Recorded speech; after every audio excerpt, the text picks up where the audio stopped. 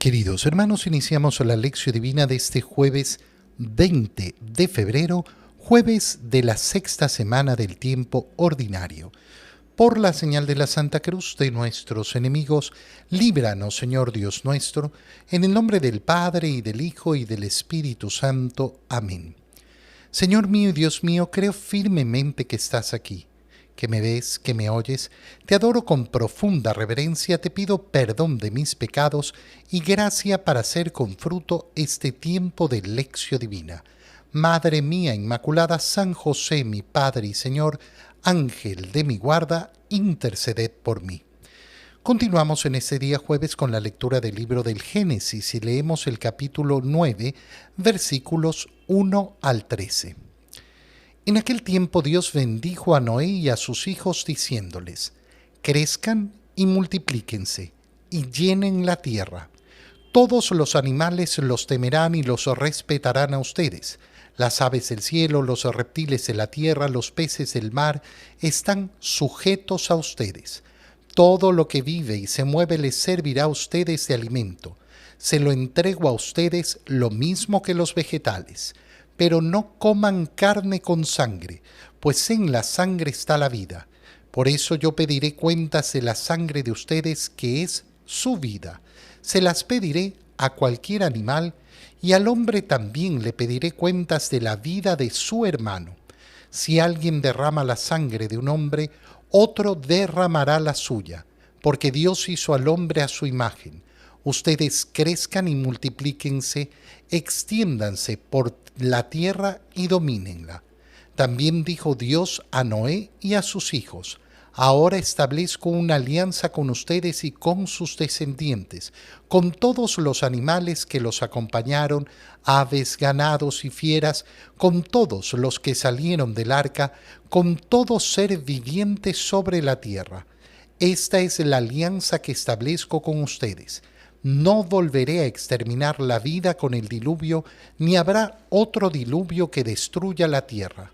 Y añadió: esta es la señal de la alianza perpetua que yo establezco con ustedes y con todo ser viviente que esté con ustedes. Pondré mi arco iris en el cielo como señal de mi alianza con la tierra. Palabra de Dios. Llegamos al establecimiento de esta alianza del Señor, que viene a ser la primera señal de esa alianza con la que se va a ir avanzando a través de la historia de la salvación. Ya hemos contemplado cómo Dios, viendo la perversión del hombre, decide destruir todo, pero contempla a Noé, a quien lo encuentra agradable a sus ojos, y por eso decide salvarlo a él, a sus hijos, a las esposas de sus hijos, junto con los animales que meten en el arca. Después del diluvio hemos visto cómo Noé baja del arca e inmediatamente ofrece sacrificios al Señor, y ese aroma del sacrificio le agradó a Dios, y por eso ya estableció que no volvería a destruir al hombre a pesar de la maldad con la que vive, de la perversión a la cual puede alcanzar, lo cual nos respondía esa pregunta tan importante que tienen muchos en el corazón de ¿por qué Dios no aniquila a los malos? Y ahora vemos la bendición. Dios bendijo a Noé y a sus hijos diciéndoles: crezcan y multiplíquense y llenen la tierra.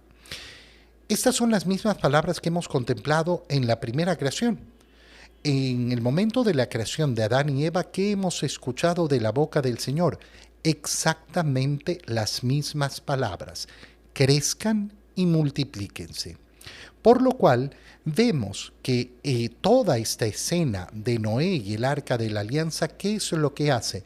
Mostrarnos una recreación, una nueva creación, un nuevo punto de partida, que nos da, lógicamente, esa idea de lo que va a ocurrir en la historia de la salvación, cómo el Señor va a conducirnos hacia esa nueva creación, de la cual no conocemos todavía el resultado final, ¿Por qué? Porque somos peregrinos y porque todavía no ha terminado ese tiempo de la tierra que veíamos ayer, que existirá un tiempo. No sabemos cuánto tiempo, pero el Señor establece que la tierra no va a permanecer para siempre. Ahora, esas palabras, crezcan y multiplíquense, son preciosas y profundísimas. ¿Por qué? ¿Qué significa crezcan? Multiplicarse lo sabemos bien, multiplicar efectivamente la especie humana, es decir, tener descendencia, tener hijos. Pero ese crecer, ¿qué significa? Ah, que se hagan altos. No, pues eso es un proceso natural. Aquí está hablando el Señor de las acciones que por libertad debe decidir realizar el hombre, no de las acciones que le son propiamente naturales y en las cuales no tiene elección. Yo no elijo dejar de crecer en estatura. Entonces no se referirá a eso. Crezcan tiene una profundidad tremenda. ¿Por qué? Porque tenemos, como seres humanos, una serie de atributos que dependen de nuestro ejercicio. Los animales generalmente van desarrollando sus atributos de una manera natural. El hombre tiene una serie de capacidades que tiene que decidir desarrollarlas. Si yo decido no desarrollar esas capacidades, entonces no las voy a desarrollar. Interviene entonces esa semejanza con Dios, mi inteligencia y mi voluntad, mi decisión. Crecer en mi inteligencia, crecer en mi capacidad de amar, crecer en mi capacidad de entregarme a los demás, de servir a los demás, crecer en las virtudes. Ese es el crecimiento que nos pide el Señor. Y qué bello es saber que ese crecimiento entonces es parte fundamental del motivo por el cual yo estoy en este mundo. No estoy en este mundo para quedarme ignorante ni para quedarme sin aprovechar las aptitudes que el Señor me ha dado, sin aprovechar los dotes que el Señor me ha dado, los dones, los talentos que el Señor me ha dado, sino que tengo que hacerlos crecer. Segunda parte, todos los animales les temerán. Fíjate cómo ahora se establece una relación distinta con los animales. Dios había presentado los animales a Adán para que les pusiera su nombre en esa búsqueda de la ayuda adecuada para el hombre, pero no encontró uno semejante a él. Pero ahora se establece una nueva relación con los animales. ¿Por qué? Porque además dice, todo lo que vive y se mueve les servirá a ustedes de alimento. Se lo entrego. Lo mismo que los vegetales. Qué importante es esto, ¿por qué? Porque el Señor establece no coman carne con sangre, pero lo va a establecer sobre todo para que se den cuenta de esa relación con el no matar a otro hermano, a otro ser humano, porque por eso dice, en la sangre está la vida. Por eso yo pediré cuentas de la sangre de ustedes y también de la de los hermanos que asesinen. Pero, ¿qué es importante aquí? Que se establece para el hombre como alimento cualquier animal, cualquier vegetal. Y esto es importantísimo, ¿por qué? Porque no faltan aquellos que quieren establecer como pecado el alimentarse de una u otra cosa. Y es importantísimo saber que qué interviene en la decisión de qué quiero yo para alimento. Mi voluntad, mi deseo. Una persona puede decidir comer solo carne, sí, está en pecado. No. Puede decidir comer solo vegetales, sí, está en pecado. No. De ninguna de las dos maneras. De ninguna de las dos maneras. Qué importante es esto, ¿por qué? Porque hay personas que eligen en su vida, por ejemplo, ser vegetarianos, lo cual está muy bien, viva su libertad. Pero yo no tengo por qué, desde mi decisión personal, mirar mal al otro como si fuera un pecador. ¿Cómo puede comer carne? Puede comer carne tranquilamente. Puede hacerlo tranquilamente. ¿Por qué? Porque el Señor ha dispuesto que se alimente de lo que quiera. Ustedes crezcan, multiplíquense, extiéndanse por la tierra y domínenla. ¿Por qué? Porque establezco una alianza con ustedes, con sus descendientes y con todos los animales que los acompañaron.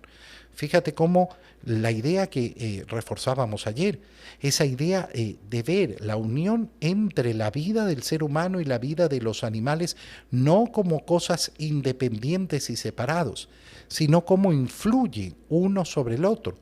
Aquel que ha sido puesto en la cabeza para dominar a los animales va a influenciar en toda la creación, en todo el resto de los seres vivientes. Esta es la alianza que establezco con ustedes. No volveré a exterminar la vida con el diluvio. El Señor hace esta promesa. ¿Es propiamente una alianza la que realiza? Sí, en cierta manera sí. ¿Por qué? Porque le ha pedido algo al hombre: crezcan, multiplíquense, dominen la tierra, pero justamente a cambio en la alianza él promete no destruir. Ahora, siempre va a ser una alianza desigual. ¿Por qué? Porque el hombre no se puede poner en igualdad con Dios. Dios ha tomado la decisión de no volver a destruir. Y terminamos con ese signo de la alianza. Y ese signo de la alianza es muy hermoso. Esta es la señal de la alianza perpetua que yo establezco con ustedes y con todo ser viviente que está con ustedes. Pondré mi arco iris en el cielo como señal de esta alianza. El arco iris es un fenómeno visual, natural, sí. En la naturaleza actual, sí. ¿Pero qué? ¿No existía el arco iris antes? No tengo idea si existía antes o empezó a existir en este momento. Da exactamente lo mismo. Lo que está haciendo el Señor es tomar esa señal como signo para recordarnos su alianza. Ahora fíjate en algo sumamente profundo. Qué pena da que ese arco iris sea utilizado justamente para el rechazo a Dios. Cuando yo utilizo el arco iris como signo para llevar a la naturaleza humana a la perversión por una ideología perversa que quiere negar al Creador, no es casualidad. Ay, no, es que este grupo eligió el arco iris como representación solo por casualidad.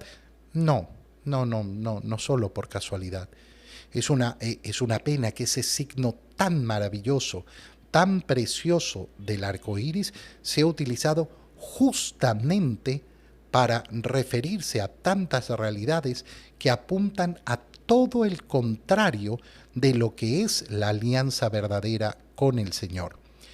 En el Evangelio, leemos el Evangelio de San Marcos, capítulo 8, versículos 27 al 33. En aquel tiempo Jesús y sus discípulos se dirigieron a los poblados de Cesarea de Filipo. Por el camino les hizo esta pregunta: ¿quién dice la gente que soy yo? Ellos le contestaron: algunos dicen que eres Juan el Bautista, otros que Elías y otros que alguno de los profetas. Entonces él les preguntó: ¿y ustedes quién dicen que soy yo? Pedro le respondió: tú eres el Mesías. Y él les ordenó que no se lo dijeran a nadie. Luego se puso a explicarles que era necesario que el Hijo del Hombre padeciera mucho, que fuera rechazado por los ancianos, los sumos sacerdotes y los escribas, que fuera entregado a la muerte y resucitara al tercer día.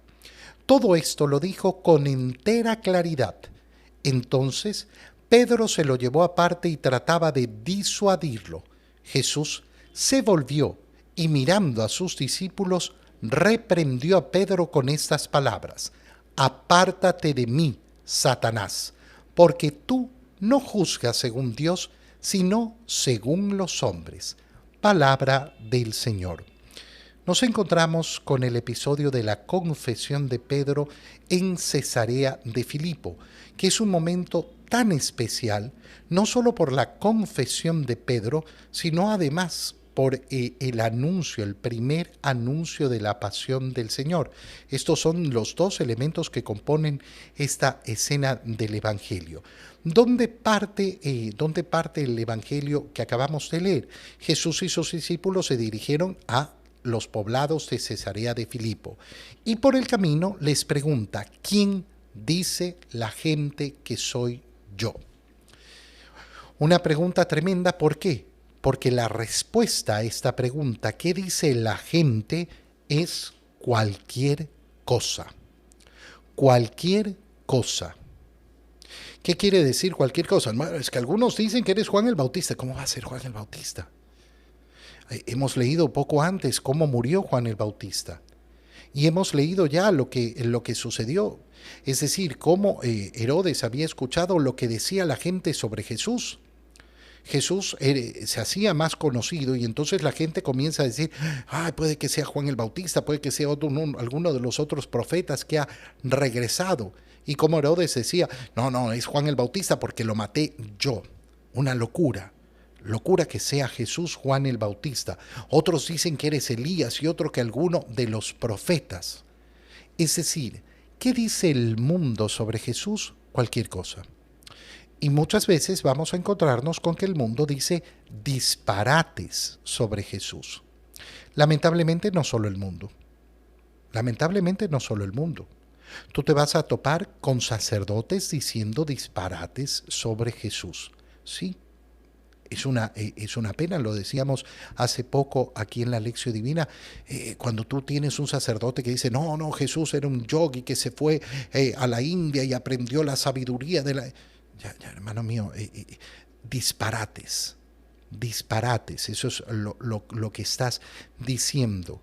Te has hecho de una ideología y quieres justificarla como sea.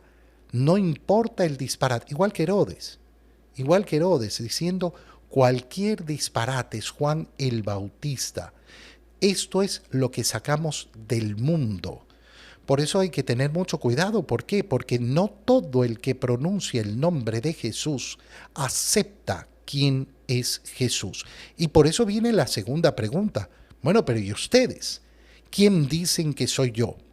Y entonces Pedro le responde, y esta es la confesión de Pedro: tú eres el Mesías. Y Jesús acepta esto, es decir, afirma que esta es la respuesta correcta. ¿Por qué? Porque Él lo dice. Y Él les ordenó que no se lo dijeran a nadie. Es decir, avala la respuesta de Pedro. Efectivamente, yo soy el Mesías.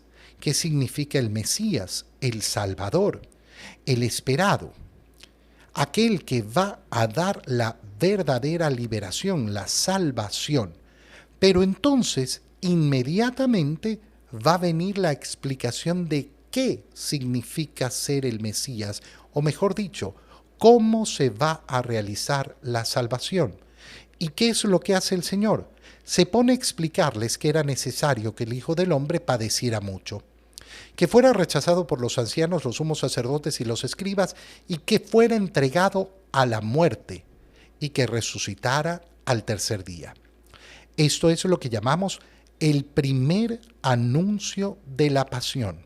Y fíjate cómo continúa el Evangelio diciéndonos que todo esto lo dijo con entera claridad. Con entera claridad. No poniendo, no, es que no sabemos cómo interpretar lo que ha dicho el Señor. Lo ha dicho con entera claridad. Voy a sufrir, voy a ser entregado, me van a matar, seré entregado a la muerte y resucitaré al tercer día.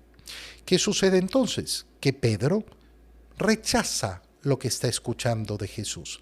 El mismo Pedro que por obra de esa revelación divina acaba de confesar que Jesús es el Mesías, lo lleva aparte y trata de disuadirlo.